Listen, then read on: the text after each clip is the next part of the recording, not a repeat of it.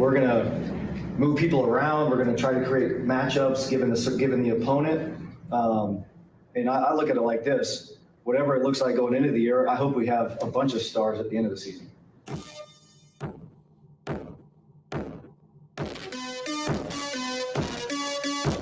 Hello, everybody. Welcome in on this Friday, Football Friday, Maize and Blue review, Michigan football and basketball. Today, that was Michigan defensive coordinator Jesse Minter on the no-star Michigan defense. If you've been following along, you know that Jim Harbaugh said he likes this no-star Michigan defense, and it could be better than last year's defense, and Jesse Minter and others are picking up on that. And he doesn't mind not having any stars at the beginning as long as he has a bunch of stars at the end. And who's going to argue with that when it comes down with Mr. Minter? It's great to be here on a Friday. I always like, we're here weekdays at 1 o'clock talking about the latest in Michigan sports. We're going to get right into the show. I just want to say two things. One is that I always like doing Friday shows the best. During the football season, it's a football Friday, and you know you're 24 hours or less away from kickoff and all the action for the weekend's events. And then, Friday, for most people, generally, they're looking forward to the weekend. They don't have work going on and whatnot. Some people do. But generally, people are in the best mood that they could be on a Friday. So I'm in a pretty good mood. I'm ready to go, ready to kick this thing off. The other thing that I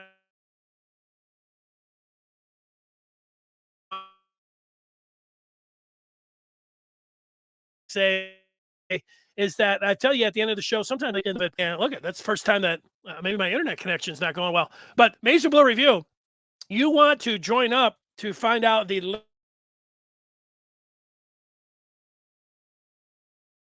there a couple minutes ago, and there's all kinds of practice news.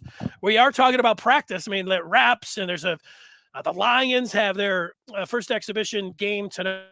So, it's happening. It's coming around. It was like 50 degrees this morning when I was outside. Actually wore a long sleeve shirt out at the park. So all of that to say that if you want to know what's going on, latest in recruiting up to the split second, and what's going on in practice and in football and in basketball, well, you know if you're a member of the Maize and Blue review. So I wanted to get that and let everybody know how you can be dialed in and know everything that's going on. So today, we'll get right into it. Here is what we're talking about. The coordinators both had news conferences yesterday. Jesse Minter, a co-defensive coordinator, along with co-defensive coordinator Steve Clinkscale. Clink, for those that know him.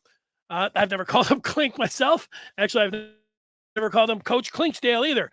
But I have watched and read a transcript of both of their news conferences, and I will talk about the most important things that they had to say. Practice, we are talking about practice still, and I have some practice news and notes and updates for you. That's coming up straight ahead. Also, U of M basketball, Juwan Howard spoke with the media yesterday morning, and the Wolverines are heading to Europe for a 3-game, 10-day trip. I wish I was there. I wish I was, I've said this a few times. I wouldn't mind being Tom Wyrot, the sports information director at Michigan. Tom Wyrot, who was my sports editor when I worked at the Eastern Echo a long time ago. And Y has found a home with the Michigan basketball team. And, he works really hard, and, it doesn't look like it during the games because, he's just sitting there at the press row, just hanging out. But, he has to do a lot of work, and, he sometimes the looks are deceiving. But Wyrot, I'm sure, heading over to Europe, I mean, what's he going to do? Hey, here's the Eiffel Tower. Let's go. So I wouldn't mind being with Tom Wyrot and Juwan Howard and the rest of the crew over to Europe. I'm not. But I am a little, envious or jealous? Envious. That's what I am. I am envious of the whole traveling group going over to Europe. I've always wanted to see Greece. France is beautiful. Let's go. So we'll have some notes from what Juwan Howard had to say yesterday as well. As always, you can join us via the feedback, anything that we're talking about, like the captain or Adrian or Ricky. The guys are here. They are ready to go. And one thing, you're watching Maize and Blue Review of Michigan football and basketball today. Normally most people are Michigan fans, but there are a few. And one got in yesterday. He was like, everything you're talking about sounds so great. Michigan's not going to lose a game. They're going to be awesome. And then I had to take a step back and I'm like, it probably does sound. I sit here and talk about how good everything looks for the football team from top to bottom. And I had to tell the guy, like, my gut reaction was to tell him, hey, that's because everything does look really good. And then I went back and I was reviewing the tape yesterday and I was thinking, well, does that have me coming off sound a little bit, I don't know, arrogant, more kind of a jerk? Or is that telling him straight up the truth? I believe this. I am glad, like I wouldn't have minded doing this show in other years, but I'm really glad that I had this off season where Michigan was the defending Big Ten champs, because the previous decade and a half, I did not enjoy my off seasons as much as I enjoyed this off season as it pertains to Michigan football. And a lot of the stuff that goes on Twitter, exchanging barbs, back and forth, you're a this and you're a that. And I always took it, for the last almost close to 20 years. I said, look, for the winner goes the spoils. And I'm not trash talking Ohio State when Michigan is not beating them. But, here you are. And I saw Rich Eisen last week, getting it in there, getting it in, which was good. Let's start out with the co-defensive coordinator, Jesse Minter. He talked yesterday. And Minter, you heard him right at the top. And, there's this notion that Michigan doesn't have any stars on their defense. We're going to move people around. We're going to try to create matchups given the opponent. And I look at it like this. Whatever it looks like going into the year, I hope we have a bunch of stars at the end of the season. All right. So that to me was the winning quote from Jesse Minter. Now, he talked for a long time, and he likes the scheme that they're running, the 3-4 that Mike McDonald brought in last year's defensive coordinator. He has a familiarity with the Ravens, with Mike McDonald. They are very similar, McDonald. In fact, their demeanors, if you wanted to tell me that you thought Jesse Minter was Mike McDonald 2.0, I wouldn't argue with you. Now, in fairness to Jesse Minter, does he want to be called Mike McDonald 2.0? No, he's his own guy. But even Minter admitted yesterday that people have said that these two guys are a lot alike. I mean, they're like the same height. They don't really look alike, but they are cut from the same cloth. And they look at defense. Minter said they look at it differently, although McDonald, who was a linebacker coach, and Minter, depending on where you're at, you're a little bit closer to the line as a linebacker coach. You look at it more, in the concept of a linebacker. Minter talked about doing that from the safety position. Obviously, if you're a coordinator, you got to look at it from every position, all 11 that are out there, and how it all works together. But a lot of similarities when it comes down to this defense and when it comes down to Jesse Minter and Mike McDonald, where you could say at least this Michigan defense, if you liked what Michigan was doing last year, it's going to look very similar. You're going to have a lot of guys, and you got to you're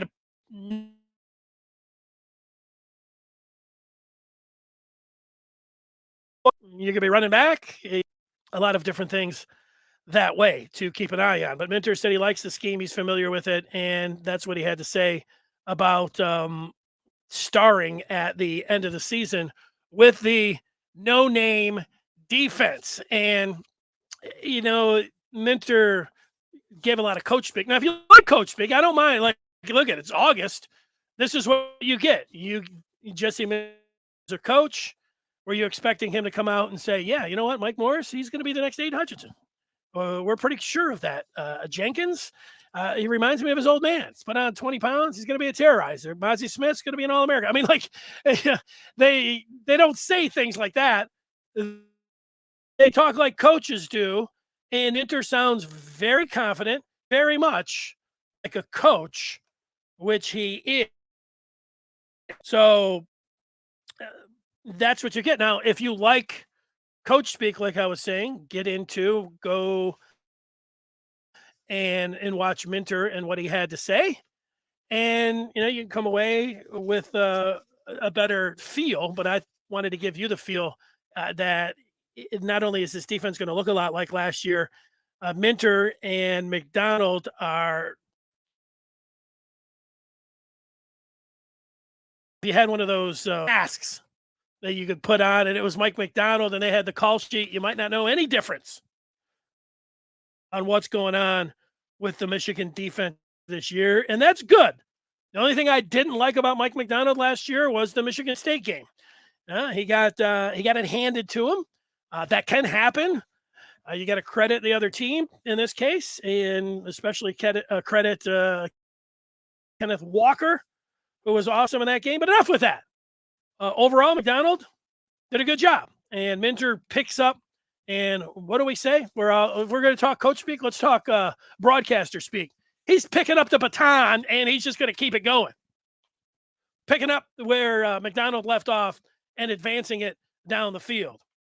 You had another coach, the co-defensive coordinator, speaking yesterday, and that is Steve Clinkscale, the defensive coordinator along with the defensive passing game coordinator. That's a long title. Here's Steve Clinkscale, the co-defensive coordinator and defensive passing game coordinator.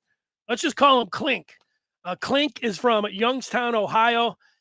And while Clink put out a lot of coach speak in the 10 minutes or so that he spoke yesterday, you get a pretty good idea what it would be like playing for Clink. And we do have some of that audio, and I can't get enough myself. It is coach speak, but I can't get enough Clink.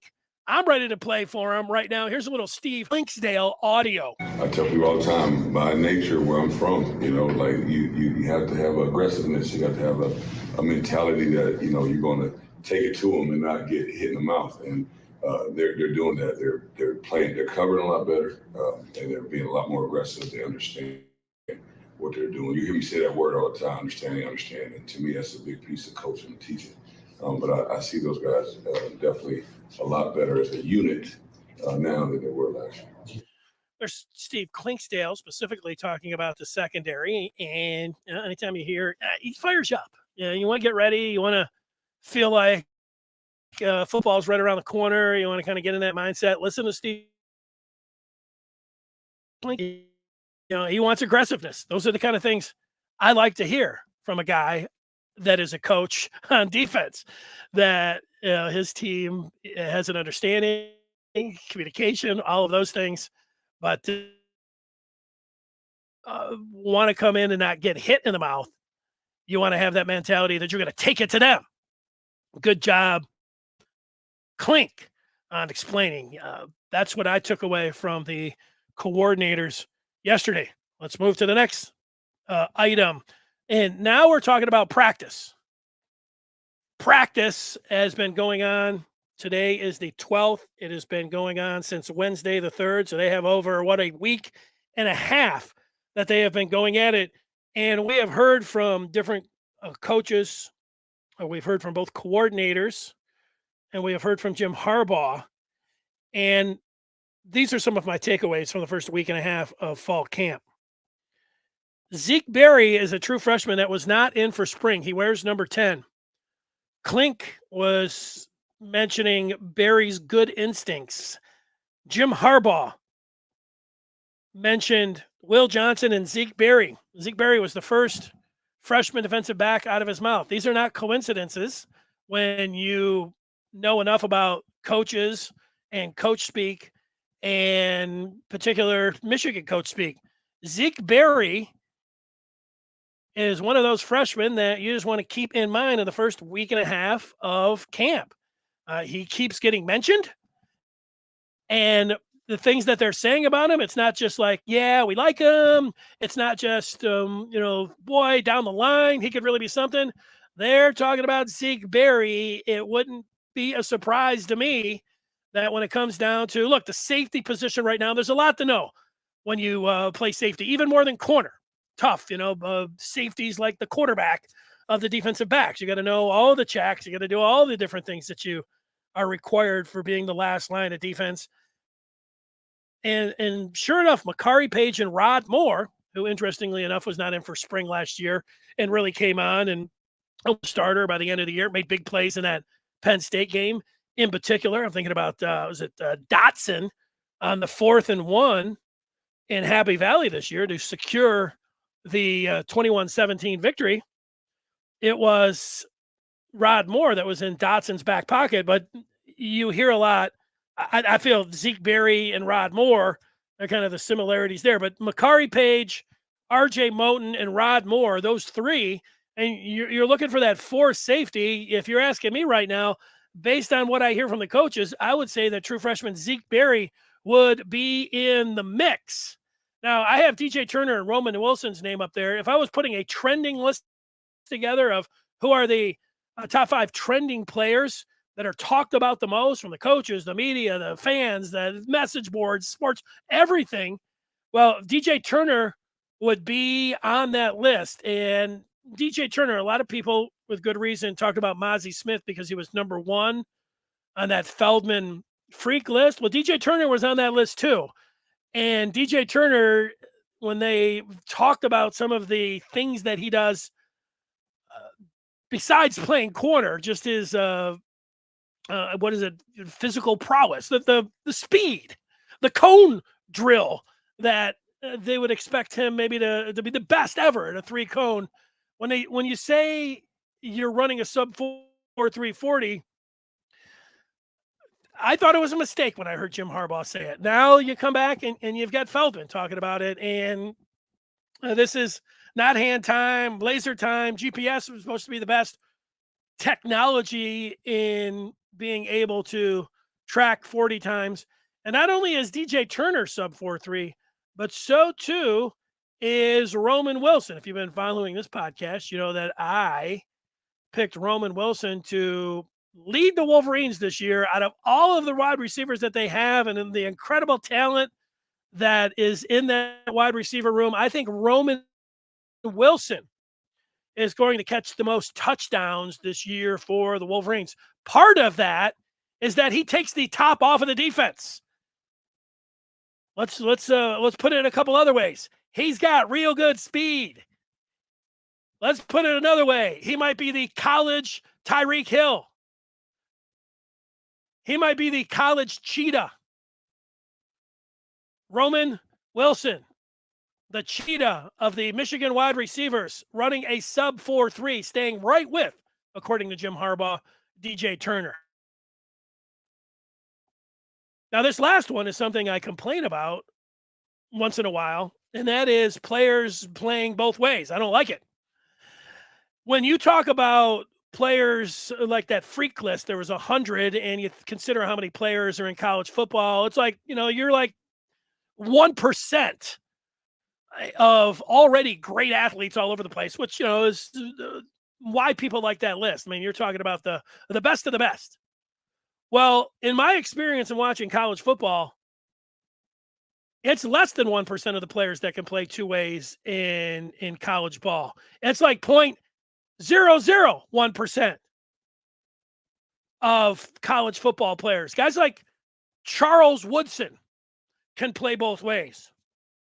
Hines Ward back in the day. How many players can you even name that have gone both ways that you're not talking about a big fat tackle, playing fullback, or like Refrigerator Perry way back in 85, blocked for Walter Payton a few times, got a touchdown in the Super Bowl. He's like, how many other players in the NFL have gone both ways? In modern NFL, I'm not talking about, the 40s or something. I'm talking about modern football. 0? Did Adamakin Sue line up at fullback for the line? No, he kicked an extra point, missed it. Hit the upright. So my complaint is this is not a good setup. I get, being able to learn 2 positions on defense. You're in the defensive room, you're in the, all that, but playing both sides of the ball is something I am against. And I'll just tell you why I'm against it. Nobody does it. And in all in the professional ranks. There's a reason for that. Nobody does it in college football because you have to be 0.01%, and nothing against Mike Sanderstil, who I love. And during the pandemic, I said I was his cousin, so I could try to get into some of the Michigan games, and it didn't work. And a great leadership and everything else, but pick a side of the ball. Let's not have him going to the offensive room, going to the defensive room, going back. It sets yourself up for problems. It's hard enough being able to work and hone your technique on one side of the ball. Khalil Mullins trying to do it in short yardage situations and then going over and also trying to do it on defense. Doesn't happen. Spreading yourself way too thin. That is my advice for Harbaugh and company. Jabril Peppers did it. I didn't like when Jabril Peppers did it. You know, how effective was Jabril Peppers at the Wildcat? Not very good, unless it was against Northern Illinois or something. You know, then he looked a little bit like Charles Woodson. But against good teams, he didn't really do anything. You know, Jabril Peppers being a Wildcat running in for 20 yards against Rutgers when they win 79-0 didn't impress me. And Jabril Peppers was the defensive player. Now, Jabril Peppers is like in that 0.01%. So is a guy like Miles Jack, who Michael is referencing. But that's just me. And I'm not, you might say I am harping on it. Okay, maybe I am. Michael asking how Turner went from a 4.6 to a 4.3. I don't know that answer, Michael. That's a very good question. I didn't know that he ran a 4.6 last year. And, so to me, I don't know the answer. That is a good question and one that I will pursue as the season gets closer. Yeah, hit that like button. I'm with Bryant and what he's having to say. Let's see what other people have to say about the practice news and notes. I'm going to give you a little bit. There was just some news that was put out by Josh Henschke on the Maize and Blue Review about practice. And he had a wide receiver that nobody's talking about that is emerging. And one of the wide receivers, Ronnie Bell, mentioned specifically this wideout who's having a great camp. And then he did talk about the quarterback competition, who I will mention it, but I got to be careful whenever I talk about the quarterback competition. I end up talking about it for like 10 minutes myself, and then I end up getting like 50 different people that want to make a point about it. So I'm going to save the quarterback conversation for a little bit. Ricky want to know, do we have any crystal projections? We'll go back. I've given you 12 predictions with the team. If you have any specifically that you want to know about it, I'll give you a prediction on anything that you want regarding Michigan football, the Big Ten, or college football. I've almost got, I'm doing my NFL work right now. I'm doing a little NFL work right now. I'll do some NFL work tonight when I'm watching the Lions exhibition game. Antoine, I am talking about your guy. And I have to admit, Antoine, who you see on the screen, Antoine has been ahead of the curve. For me, for camp news, for most of what's been going on with Michigan football, Antoine is ahead of the curve. Antoine's been talking about Zeke Berry before training camp. He was talking about camp and Zeke Berry, no doubt about it. Bryant mentioning that Grant was a super freak. That's right. He was on the list as well. And let's see what else. Brano, didn't Ben Mason play both ways for us? And he had a game-changing fumble on the goal line. Brano, I love the bench. He was like a Jim Harbaugh, like, this is Jim Harbaugh, fullback, the bench. He had a great nickname. Why is he called the bench? Because it feels like somebody took a bench and smacked you in the face. The bench was great. The bench fumbled at Wisconsin when the game was over at the half 2 years ago. And yeah, can you make a case? Maybe the bench would have fumbled anyways. But it's a good example of why, if you're the bench, You need to work on ball security. I know the Red Panda was so great at it a few years ago, and the Red Panda was awesome. Khalil Hill, how many touchdowns did he score? 16? Maybe even more than that. He was incredible. He was a big back that could mow it in from the goal line. So Harbaugh loves that. But I don't like guys that are part-time fullbacks or part-time running backs that you're expecting to give the ball to in the biggest situations in the game. Like Brando's talking about, at the goal line, a 4th and 1 from your own 40. You want to make Khalil Mullings your big back? Well, bring him over to the offense and just have him work on ball security, head down, driving his legs, working on his technique, honing his development as a short yardage running back. Let's not have him, get the 8 points of emphasis of hanging on to the ball. Oh, wait, he's got to go over to the linebacker meeting. All right. That's it for this week. BA asking, is Will Johnson getting beat in practice? I have not been down to practice.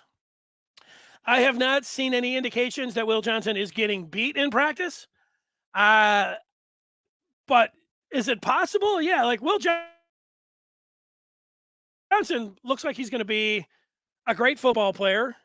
He was the highest rated football player in the Big Ten out of any recruit coming in, and the number 4 or 5 recruit in all the country. So you don't come in with better credentials than Will Johnson, and he's a local guy, and his dad played for Michigan. But can you get beat in practice? Maybe. Could Roman Wilson, who is maybe running a sub 4.3, fly by him and maybe beat Will Johnson? Yeah.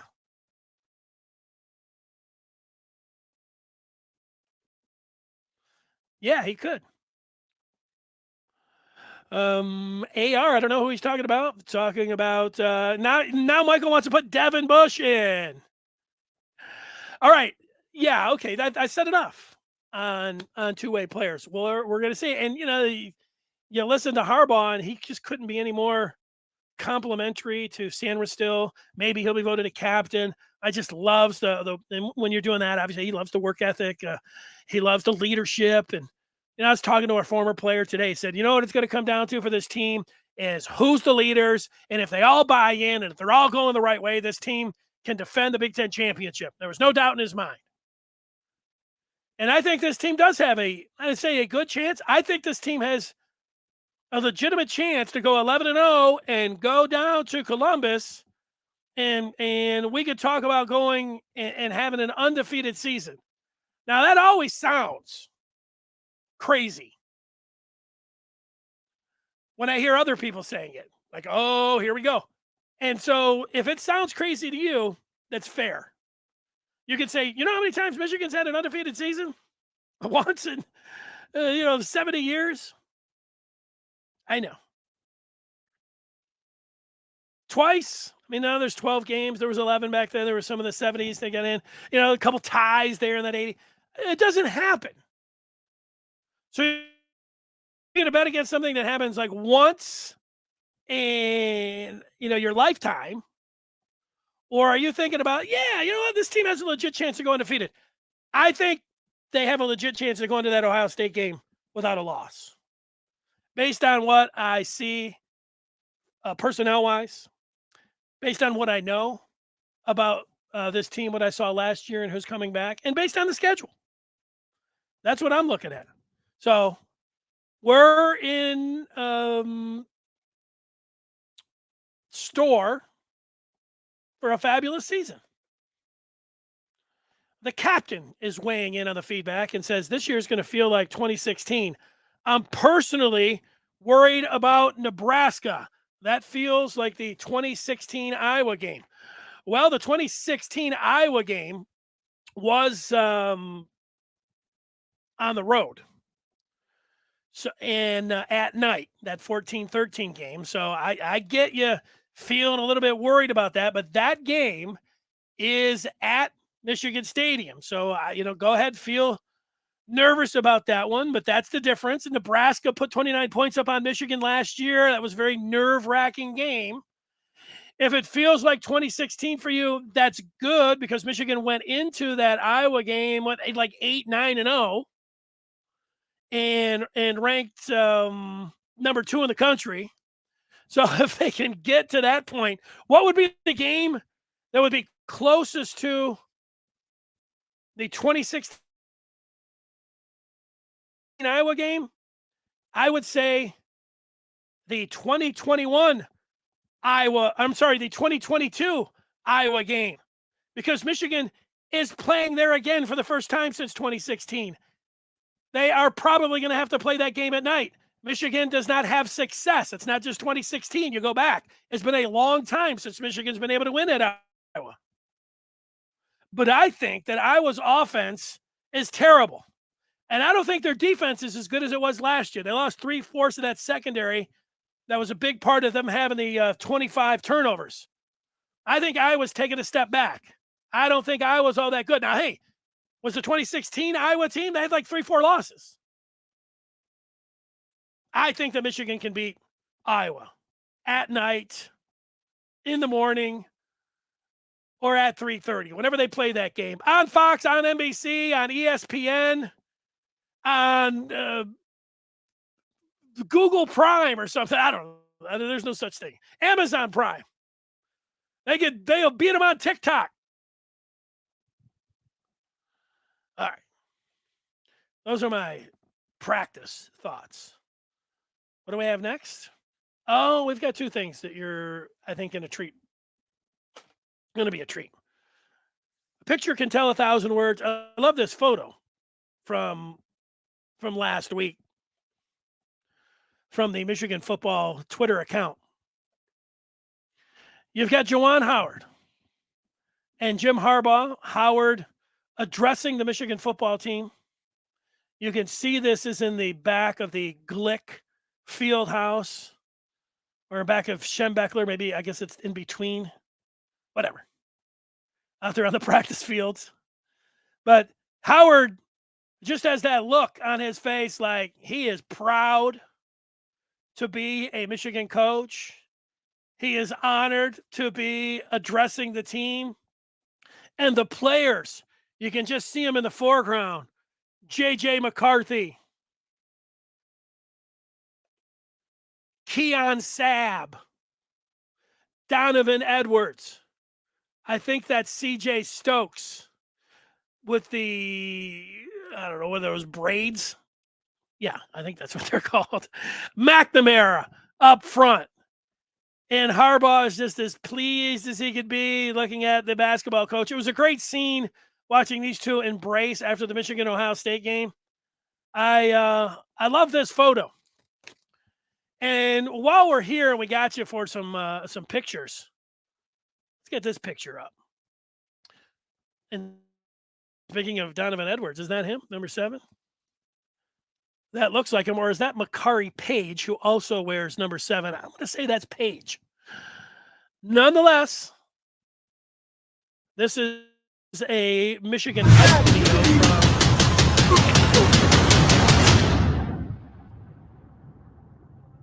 here's Donovan Edwards. And it's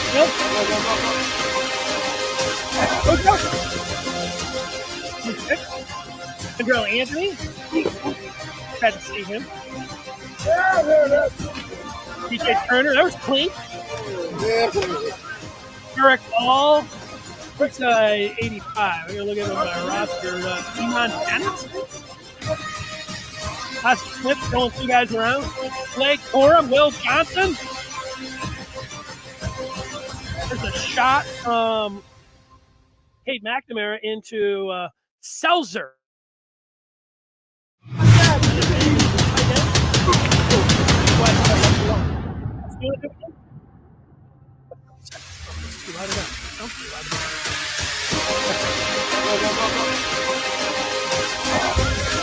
don't know what song this is.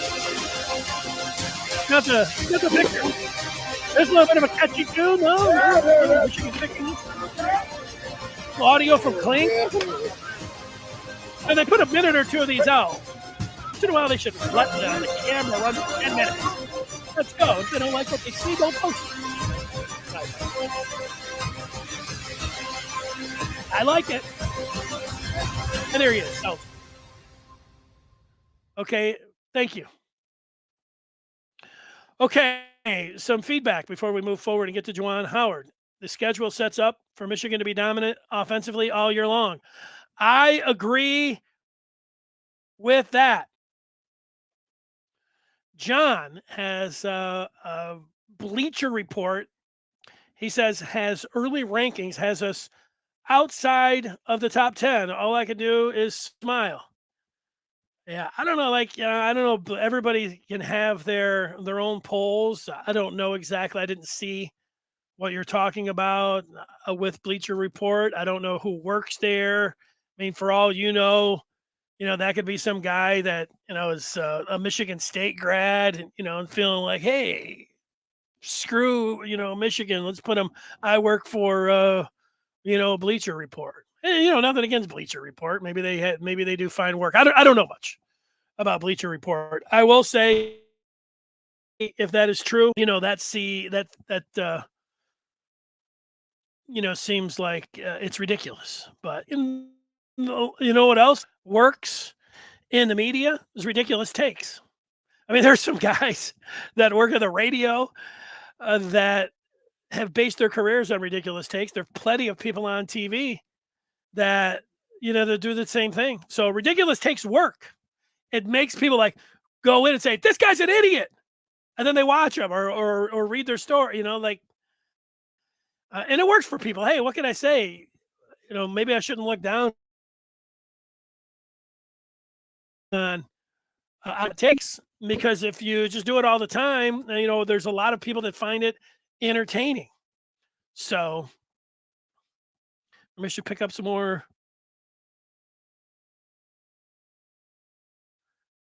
So you saw your picture of Juwan and company. And speaking of Juwan Howard, talked yesterday, and I didn't really like the audio. It was a little bit quiet, or I would play some of it for you. But I have pulled out some quotes from Juwan Howard, and I've also taken out what I thought was the most key in what Juwan had to say yesterday. They've got 3 games coming up in 10 days. The 5 freshmen will all be there. We're talking about Doug McDaniel, Terrace Reed, Greg Glenn, Jet Howard, and yes, Yo-Yo, who is on the Michigan team. And we all know that his name is Yusuf Kayat, expected to be with the team and play. And Howard doesn't have a set lineup. And what you have in 3 games, he's going to be able to play a lot of different combinations and a lot of different guys. These games are not going to be televised. They're not going to be streamed. So are we even going to know who's in the starting lineup? Maybe the aforementioned Tom Wyrot will tell us about, he'll at least maybe have a box score that we can look at. I don't know. Maybe he won't.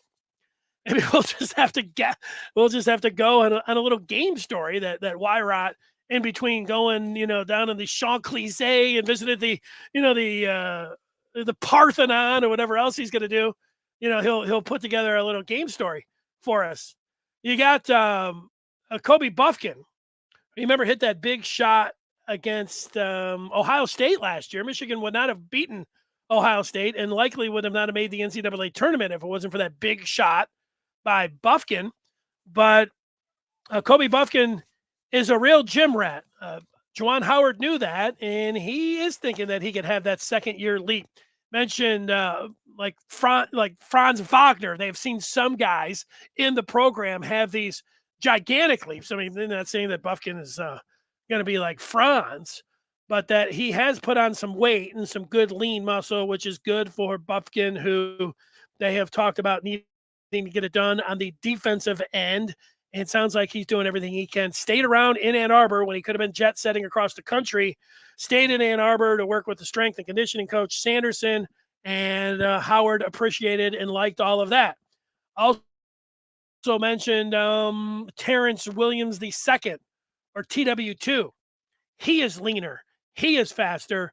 And TW2, who you started knocking down a bunch of 3-pointers late, and looks like he could be a nice little scorer for the Wolverines. He's going to be playing a larger role for the Maize and Blue in his junior year. And mentioned his son, his got two of them now, but specifically Jace, and said that Jace has got a steady mid-range game and he is more consistent. Now, he talked all about the freshmen, including Jet, who I can't wait to see. Jet sounds like he could really be something. And the way that Juwan Howard talked about Yo-Yo, now he hasn't seen Yo-Yo actually in person, and so they recruited him off of his tape, which is amazing, but Yo-Yo to me seems like he's going to be a big impact or a bust. I mean, I don't know. That's all or nothing from Yo-Yo, but he's got the great name, and I've just watched his highlight reel, and there were a few things that I didn't like about, his 3-point shot and just the highlights that I was watching. But hey, let's wait and see what Yo-Yo brings to the table. Something that is being talked about the most for what Juwan Howard has to say is when he was asked about name, image, and likeness. Here we go. And instead of playing the sound, I actually have put the quotes up on the screen, and I am going to read it to you. I'm not going to try to sound like Juwan Howard. I am just going to read to you what he had to say when he is asked on whether name, image, and likeness has changed recruiting. This is what Juwan Howard had to say, quote, NIL. It's one of the things where it has helped some programs and what they've done in the transfer portal. For us, NIL hasn't hurt or helped me or the team when it comes to recruiting from the transfer portal. Have the conversations about NIL been brought up in recruiting? Yes, it has. Would I like to see more done for the program in the sense of some of the things happening in other basketball programs? Yes. I know this is going to be a storyline, and that's okay. Do we have a collective here? No. Do other programs have collectives? Yes. Could we be more proactive with the NIL and use more forward thinking? Yes. And I say we, I'm including myself, but our athletic department, as well as Michigan as a whole, we can do better. Now, what is Juwan Howard talking about? He's talking about the football team. And this is a tough spot. There's you might love basketball as much as football. You love them both. They can both exist. And, people can love them both, and you don't have to differentiate between the two. That's the way it should be. But if you know Michigan football is, for some people, it's like basketball is just a filler until football, and football makes everything go. Basketball seats, 12,000. The football program and the football team seats 112,000. Like it's that vast of a gap for some people. And I think what Juwan Howard is saying here, do we have a collective for the basketball program? No. Do we have one for the football program? Yes. Juwan Howard wants a collective for the basketball program. And if you don't have a collective for the basketball program, how is Juwan Howard, last year he brought in 2 5-stars, but how is Juwan Howard expected to, there's a player that you're probably familiar with that Michigan is recruiting right now named Isaiah Collier. Just a couple weeks ago, he was on campus. Collier is a 5-star.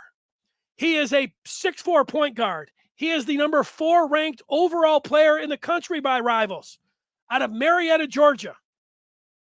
Michigan is right there, along with USC and UCLA, and I think USC is the other team. 3 or 4 teams and Michigan, they got a real legit shot at getting Collier. And Collier has said, I'm not, NIL isn't first and foremost and all that. And you get all that. But when you're a 5-star and one of the top 4 players in the country, look at Caleb Houston. He had a disappointing season. And he got $4 million guaranteed by getting picked early in the second round. 5-stars are likely only going to be around for a year. So they are going to look for some name, image, and likeness money. And those other schools that are mentioned, and 2 of those that are going to be in the Big Ten, maybe not the time by Collier's playing in it, but UCLA and USC. We know USC is paying money with a collective to their players. So it feels to me like Michigan really needs to get this going. Collier's getting ready to make a decision at the end of this month.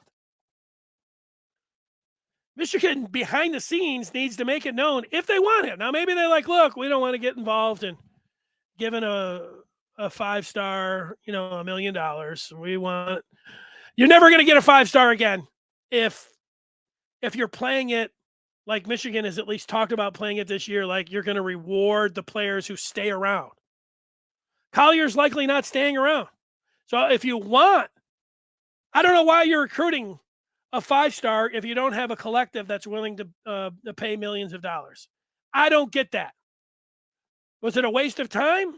Is Collier really going to come to Michigan and be like, well, I'm going to pass on $2 million, maybe, to go to Michigan when USC was offering me, 2 or 3. I mean, come on, what are we talking about here? It's just something to think about. And I know there's some people that don't like, I was listening to one member of the media who covers Michigan who was asked on a national show about name, image, and likeness, and he was like, I don't have any opinion because I don't follow it. Really? Talking about the biggest story in college sports? Probably because he doesn't know exactly what's going on. But you know enough. You know that Michigan is not weighing into the waters that are murky like a lot of the other programs. And, they're taking a wait-and-see approach. Well, they're not going to get these top players, and that could be okay with you, and it might not be. Collier is going to be a great one to keep an eye on. I would just like to say this about the Michigan collective, and it could end up working. Like there's smarter people than me that are involved, that are working behind the scenes, that are trying to get it going with the athletic director and maybe Santa Ono, the president, and they've got to work with the regents, and there's a lot of things. It's not just some guy like me sitting around saying, let's go, give this kid $1 million so he can come in. There are people that are working towards it, but it's the wheels of justice, they always say, move slow.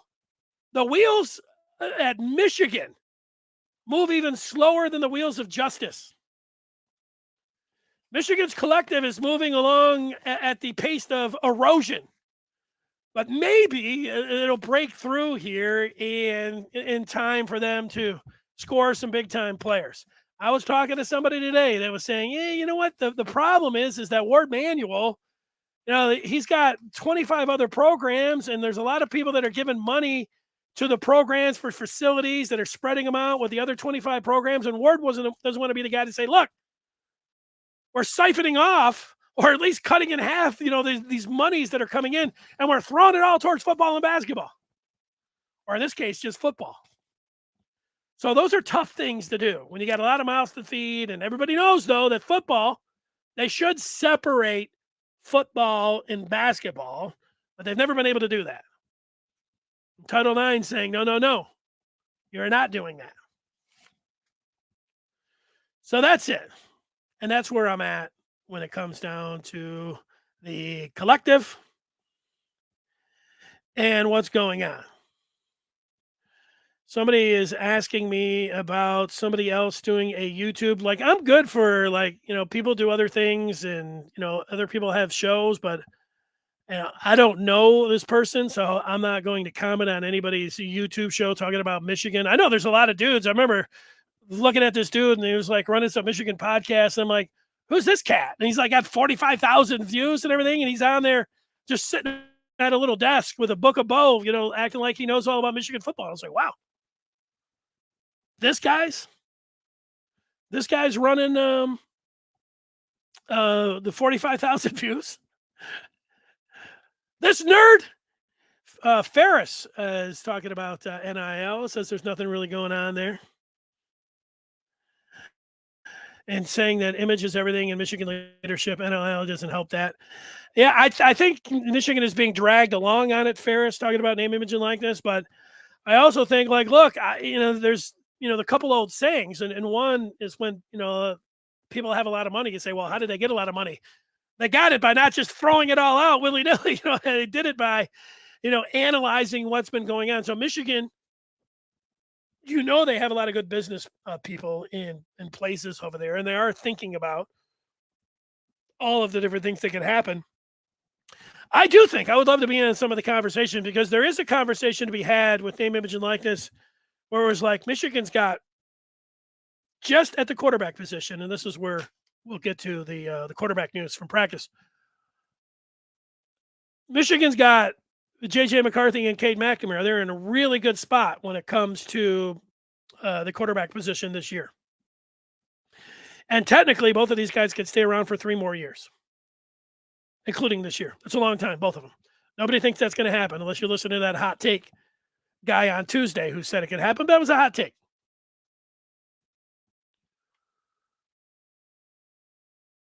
You could make an argument that Michigan should not have thrown millions of dollars at Dante Moore, considering they have 2 quarterbacks on the roster. And if you're going to give Dante Moore $3, $4, $5 million, what are you giving the quarterback at Michigan next year to stay around for his junior year, whether it's Cade McNamara or J.J. McCarthy? $6 million? $9 million? So you don't have a salary cap. And no, it's not your money specifically, but you are thinking about that is a lot of money. You're going to have to give that money out anyways, or the guy's going to hide out of here. So it is easy for me to cut up the pie and say, yeah, give $1 million here, give $3 million to Dante, give $9 million to JJ, give all of that. It is also, if I was working in the athletic department and I already had a lot of, a great job in the athletic department, and I knew that donations were coming in, and the top 10 donors now are all calling up and saying, look, we're donating millions of dollars for the facilities and everything. Now you want us to come over the top and give millions of dollars to high school players. And you're saying, wait a second. No, we just want you to give the money to us. We want you to give the money to us, not necessarily to players.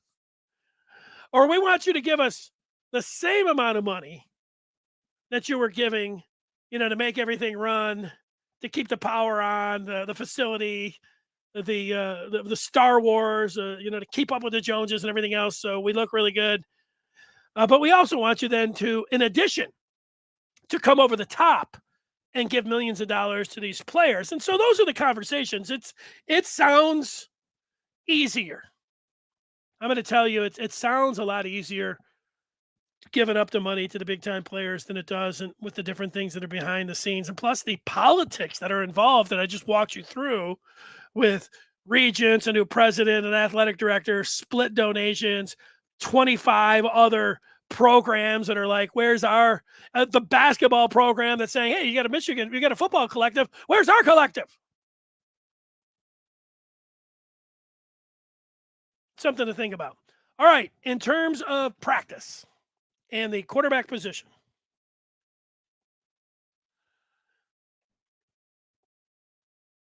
Ferris wants to talk a little like this. He has an understanding that high school players sign with an NI company and they do work for them.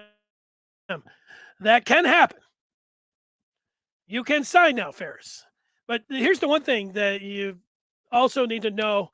Certainly there can be just a booster out there. I could be a Michigan booster and never talk to Ward Manuel or Jim Harbaugh and Juwan Howard, and I could say, I want to give $5 million to Isaiah Collier. I could do that. And, Juwan Howard probably like that. And Ward Manuel would probably like that. He would also get me on that donor list where a bunch of other people would be calling me up and say, hey, you gave $5 million. Can you give us a little bit of money here for the facilities now that you've been donating? I mean, you're really engaged now. But that's really not how it works. And what happens is you do have some conversations, even though you're not supposed to. And this is the part that, gets tricky for people. You still have to have some communications with somebody from the basketball program. As they want to say, like, well, what if this is Papa Khan? I like it when they call him Big Papa. And if looking for $1 million, but maybe Michigan, I think they really do like Papa. But what if they if they didn't like Papa and I was waving $2 million at Papa? You got to have some kind of communication there, even though technically you're not supposed to be giving money up front. You're technically not supposed to be, working for the university. I mean, this is it. This is that gray area that Michigan is, having a difficult time with, and the communication with the collectives and everything else. So there you go. Okay. In terms of practice, and right now we are going to talk about practice. There is been news on the quarterback situation for Michigan. And the latest up to yesterday is that both players have been making some plays and some mistakes and moving ahead and getting equal reps, and that it was too close to call. But as of early this afternoon, Cade McNamara has been moved up where you would put him as the number one QB for Michigan, QB1. That's your quarterback. If Michigan's opener was tomorrow, Cade McNamara would be your starter. If Michigan was opening up a week from tomorrow, Cade McNamara would be getting the starting reps on Monday, getting into game week. Cade McNamara has been taking care of the football better than J.J. McCarthy and has hence moved up on the depth chart. It says Cade McNamara or J.J. McCarthy. Right now, you can erase the or. Cade McNamara is the starting quarterback for Michigan. Now,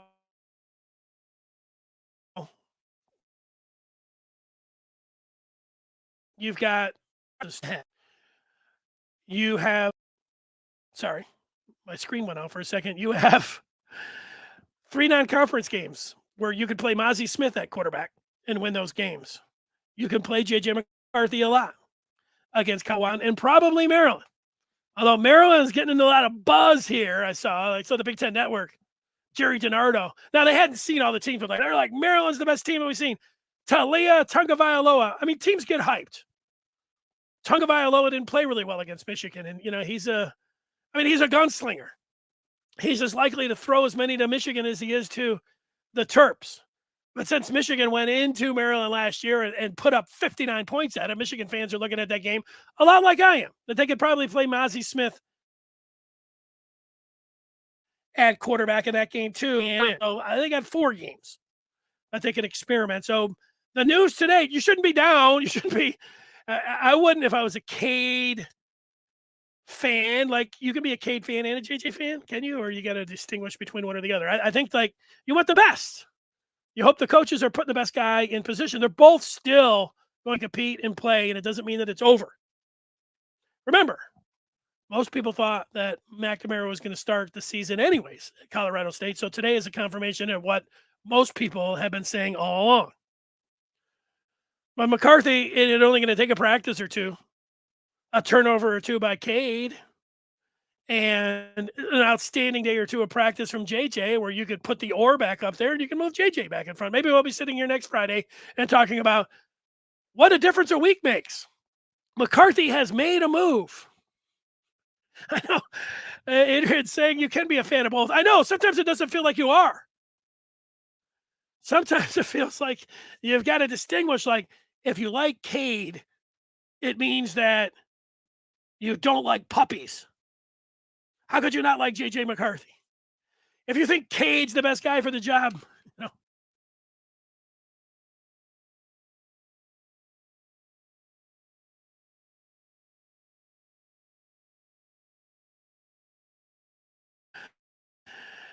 I like you 2 different guys by my. I don't know why that screen has gone out a couple times. I'll work on that. Maybe I should just say, hey. So the people that are watching here are just one quarterback. Does Howard like the 2 quarterback system? Great question. Does Juwan Howard like to play 2 quarterbacks? It'd be great to throw, because Juwan would have an opinion. He loves football. Juwan, I think, is going to be like me. And he's going to say, we're going to let these guys, fight it out for practice, and the expectation is going to be for the position. Whoever you put out there. But you better be careful. Jim Harbaugh Here's my second bit of advice. Here I am dispensing advice out to all the coaches that have been down there playing again. This one on 2 quarterback systems. Michigan didn't really have a 2 quarterback system last year. Cade McNamara was their starter. In blowout games, look at the snaps. J.J. McCarthy got in there and was allowed to play. In the big games, Wisconsin, Nebraska. Did J.J. McCarthy even take a snap against Nebraska? Michigan State, he was in there, and we could talk all about that for a couple hours. Ohio State, you saw just a little sprinkling of McCarthy. That is not a quarterback rotation. That is not a 2 quarterback system. That is, we're playing the freshmen because we want to lose them to the transfer portal, and we're just giving them a little sugar. I'm expecting once they get into October to have a system like they had last year. And you could say, no, they'll have to play JJ a lot more if he's not playing. Well, then that's dangerous. You start playing a quarterback more, you start doing it like you did against Michigan State last year. You get down there, Cade McNamara had 2 shots at the end zone and both footballs a little bit high and not catchable passes that he threw in there. McCarthy came in, fumbled the ball out of bounds. Michigan kicked the field goal. You don't want a 2 quarterback system and where you're going to start playing McCarthy more in bigger games. If that's how it plays out, you're going to have your quarterback 1 in McNamara pressing a little bit. You don't want that. 2 quarterback systems don't work. That's why coaches don't do it. How many 2 quarterback systems are there in the NFL? Get out of here with Taysom Hill. Yeah, did Jacoby Brissett get in on the goal line when, or Trey Lance? You know, are there some packages and some short yardage? That's different. You don't have 2 quarterback systems because they blow up in your face. They get you fired, and they lose you ball games. So you got to be careful. You can do anything you want in September. You can play Kenneth Grant at quarterback. You can play Sam Stamos and Mozzie Smith at quarterback against Colorado State, and Michigan will win. So go ahead and divvy it up however you want. But you get to Iowa City at night, and you start doing more than, playing McCarthy, if that's how it's going to end up working, a couple of snaps or 2. That is, I'll give you the cliche. It is a recipe for disaster. Okay, I want to end it on a good note. And if you're looking up at the screen, that is the good note, because if you want to know what's going on with Michigan, you want to know what their next move is in recruiting on the field, on the hardwood, on the ice, the diamond, you join the Maize and Blue Review today. Go to michigan.rivals.com. We're going to come back on Monday with full energy and steam. I was talking to Thursday's football analyst, Jim Scarcelli, and Scar has, we talked about doing this, but Scarcelli was like, I want to diagram some plays. And I would throw some videos up for him, but he's like, I want to diagram some plays. Scar has figured out how to diagram plays. And so now he was showing me the Ohio State game. He was drawing an X. He was drawing an O. He was talking about a seal here, and you get a seal down here. And that's how this play. And I can't wait for Thursday because Scar's X's and O's, he will go to the whiteboard. That's going to be really exciting. So stay tuned for that. We will talk with you on Monday. Thanks, everybody, for watching, listening, reviewing, subscribing, all of those things. Have a great weekend, and we will talk with you on Monday at 1 o'clock.